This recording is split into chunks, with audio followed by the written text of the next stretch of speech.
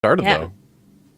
Yeah. Black Rook Hold is also, we did ask the teams a bunch of questions before the tournament, and we asked them what they think the most difficult dungeon is this weekend. And Echo actually answered Black Rook Hold, while most of the other teams answered Waycrest Manor. So interesting. Maybe Echo just thinks, oh, Waycrest, we're just gonna ban that. So the next difficult thing is gonna be Black Rook Hold. Yeah, fair enough. Keep in mind, there can be some punishing parts of this. Go ahead. This is the MDI, so really dungeons are as hard as you make them. When Echo tells me that Black Rook Hold to them is the hardest dungeon, it just makes me excited for what they actually have in store and what they have cooked up. Like, how big are they going, right? It has to be the question that's kind of put out there when we're talking about MDI-style polls, and I'm pretty excited about that. Well, there's also and we're about to... Oh, go ahead. As well, right? This is the very first... This dungeon was in the very first MDI this Echo team really played in back in the day. It was a little different. They had a couple different members, but back in Legion, they put a lot of time into Black Rook Hold, and 6 years later, we get to see what they've got cooked up in here, and we see Rogue instead of the Shadow Priest that we saw mostly from Time Trials, Nagra. Yeah, very interesting. Shadow Priest, obviously very valuable when you play that ranged comp. Having the PI as well to support the other range classes, but the Rogue also having so much utility coming in here with the Shroud already to skip all of this trash here, immediately engaging the boss for Echo and some seriousness as well. Here's the Lust. Now, did they actually pull some of that trash in as well? I'm not sure if I saw Now Tag it in the back there. Yep, here it comes now. They've got at least one of those trash balls. We'll have to see how much they got in here.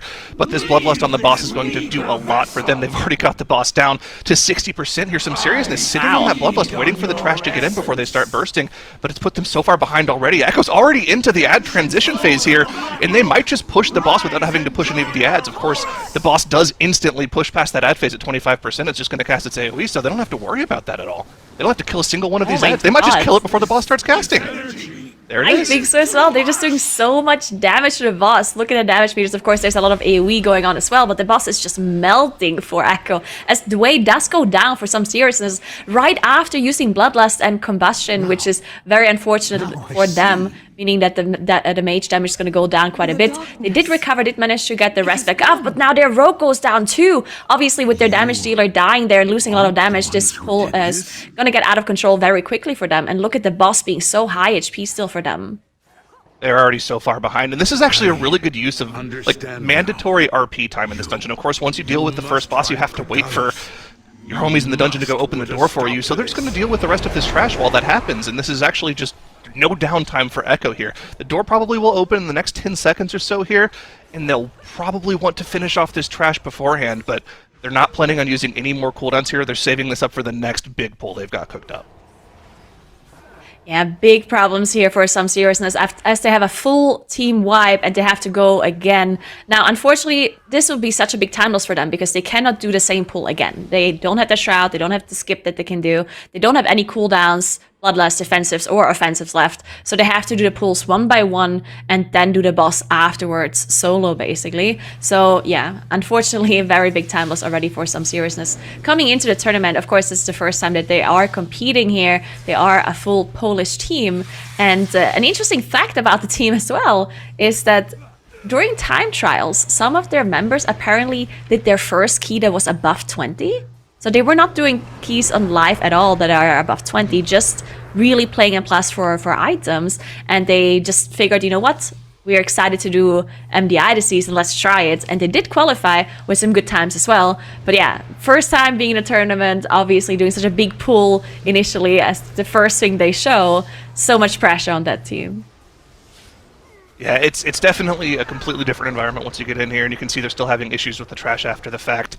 It's unfortunate to see, but there's still a lot of dungeon left, and we've seen Echo's next pull after the first boss and trash went down here. They went all the way up the stairs, past all the spiders, pulling them with them into this first trash pull up top, and it's taken a little while to get through this. Now, they didn't actually use any of their major cooldowns on this pull. The Infernal's still there for Clix. He didn't opt to use it here.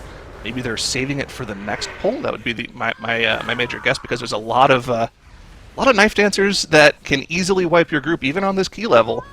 And we have to see how they deal with it. Now's already setting up the next pull here. Are they going to pull us into the next trash pack?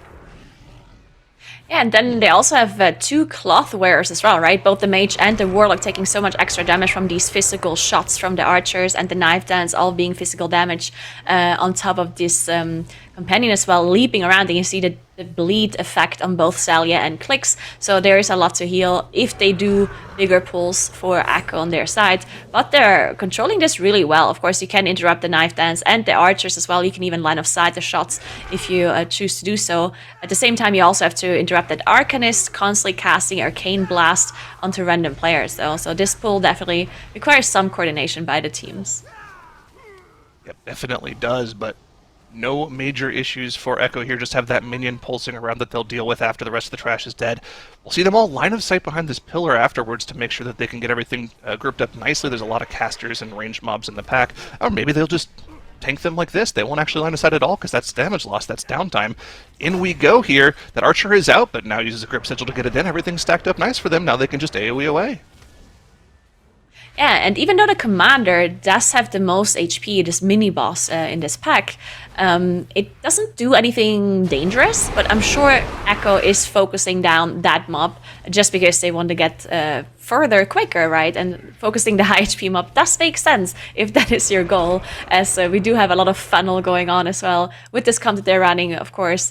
Mirrors and a Rogue. What do you think the main reason is to run the Rogue here instead of the Shadow Priest? You think maybe because of shrouds or control? It's probably the shrouds, yeah. There's a lot of useful shrouds in this dungeon.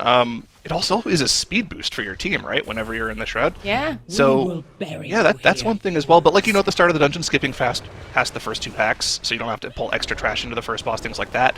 And of course, we have more than half the dungeon left, so we'll have to see if they have any other good uses for that shroud after the fact. I mean, they use the shroud there, but I mean, they just ended up pulling the 3 mobs, so the only reason I think you would use it there is for that speed boost that you get when you're on Subtlety Rogue, so I don't think there's any other major things that you could use it for other than the speed boost, which is just really good in its own right for your entire team. But here we go, on to another boss here, and just once again, blasting through this boss's HP pool. It's going down so quickly for them. Yeah, they just have so much damage for these bosses, as they also dragged in that trash, as you said, the champion and those 2 archers that they dealt with first with that Ring of Frost, making sure it is CC'd as it comes in, and then they just cleaving it down, really, as they now are in this ad phase. Again, just cleaving down the Arcanist and the Vanguard. Jinji jumping to avoid the damage from this beam. In case you didn't know, you can do this on live service as well. If you jump, you don't actually take damage, just have to constantly jump while the beam is on you. That will save some space for sure. It also means that you cannot cast anything as a caster unless you're a mage. Mages, man. How do they get away with it every single tier? Right? Topping the damage meters too while jumping around. They annoy me. The boss is being dealt with quickly here, though. They did end up killing off the Arcanist just from passive cleave. I don't think they were focusing it down at all, just making sure they get as much boss damage in as possible. They can definitely deal with a 1 mob interrupt rotation pretty easily. But after this boss, I mean, it is just massive pull after massive pull after massive pull. Also, again, we get to see the boulders back in action here. Get hit by one of those boulders. It could potentially be a one-shot, but maybe not on this key level. It's not a one-shot, but into the massive pull here. How big are they going to go? I think they're going to go all the way to the end of the hallway.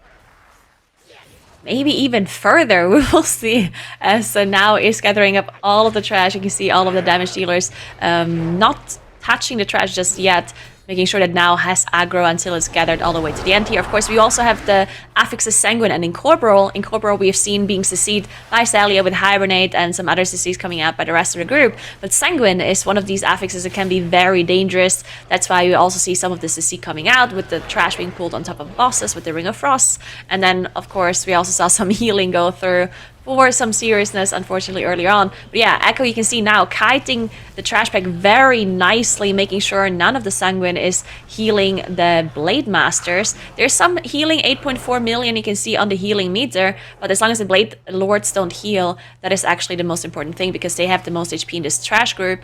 And there we go, very clean by Echo.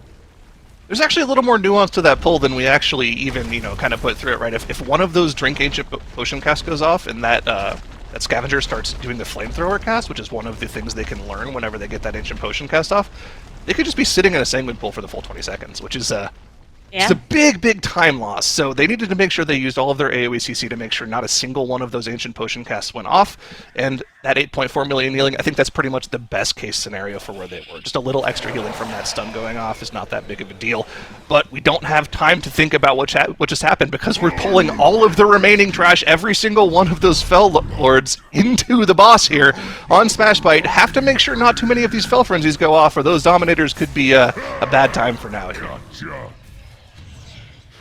Yeah, this is a big pull, lots of damage onto now. They have to make sure they interrupt, as you said. And the fix it as well from these pups. They cast a fix it onto a random player casting sick bats, which means that all of these bats fix it a player. You can see them run to the right side here towards clicks. They are almost done though, so they don't have to worry about this anymore. And then, of course, they also have to deal with the Hateful Gaze. It is always casted on the furthest player, being clicks for Echo here. And someone has to soak that charge. If you soak it, you do get damage, but they also take a debuff to take more damage from subsequent charges for some time. So do you want to rotate through on who is taking the charges, or you have a tank or anyone with big defensives taking multiple ones? And again, they're focusing down the boss here, only cleaving the Dominators. Look at the boss's HP already being down to 35%, and the Dominators are almost higher HP at this point. They might even have to finish them off when the boss is already dead. Just look at the amount of damage they are doing. Of course, now doing a lot of AoE damage here too on this pull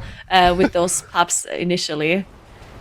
He's probably the only one actually AoEing, right? Clicks is maybe cleaving with Havoc. Of course, the Fire Mage is getting some Ignite cleave, but now's the one doing like the major amount of AoE damage. That's why he was, topping the meters for the most part until about 30% on the boss, where Clicks got a little more value out there. Zalia does end up going down here, but they don't have to expend the battle res here. You can just release once the boss goes down, and he'll be right here with the rest of his team. So one minor hiccup for Echo there, but it's only going to cost them the 5 seconds in the long run. Interesting. Yeah, well, anyway, so they are moving forward as they gather up all of these swordsmen and lancers. I wonder if they pull it into the boss, because first of all, it's sanguine, so it can be dangerous, but also these lancers can cause some issues with their jumps. On top of that, the first phase of the last boss being very dangerous, with the shadow bolts doing so much damage to your group, plus those the glaives running around. But Echo is pulling into the boss as their bloodlust is being used here, and they also try to see as many of these lancer jumps as possible. You can see everyone just kind of gathering around and nuking it down with all of their cooldowns being popped here. This is so dangerous, but it looks so clean for them. They also have to worry about Sanguine in just a moment, but it looks like the boss dies before any of the mobs die, so never mind. This is going to be phase 2. They don't want to put any of the Sanguine pools in the middle of the room, because that's where the boss is spawning, and they are not doing that. They really are making sure the mobs are dying on the outside. One of the Lancers still left on top of the boss. They want to make sure they get it out before they kill it off, but very controlled by Echo so far. Yeah, I actually like that. That's so smart. They don't even have to worry about killing off the ads until the boss is at 10%, right? And then once the boss gets to 10%, it's already pushed into phase 2. It doesn't matter if it's single heals after that point. So the only thing they really have to worry about from this point on in the fight is that very first Shadow Bolt volley, which does its damage before they get the buff. And if they can heal through this, all they have left to do is to kill off the swarms, and they're home free here. They did have the Bloodlust pop for the beginning of the pull when they were dealing with the trash, so they're not going to have it for this boss, but I think they are home free at this point. I think so as well. Now, of course, this boss can be dangerous, but it is not tyrannical, so they should be able to deal with this just fine. Shadow Bolt volley plus the swarm, of course, that combination being a little bit dangerous, especially if the swarm is maybe going into the same person multiple times, so you don't have many defensives left. But all of these classes have lots of defensives that they can use for the swarms, so they should be okay. Yeah, looking really clean by Echo. Only this one death on Zalia on that previous boss. Some Seriousness, on the other hand, of course, had some more issues. This is not the last dungeon, though. Of course, this is a best of 3, so we do... Some Seriousness will get another chance, but of course, playing against Echo as your first team that you're facing is very difficult for them. Yeah, there we go. Echo takes Dungeon 1 in style. It's only one death, I believe, through the whole thing, too. And some Seriousness. Yeah, I mean, it's a David versus Goliath situation. You come into the MDI, your very first opponent is Echo. What can you do, Mix?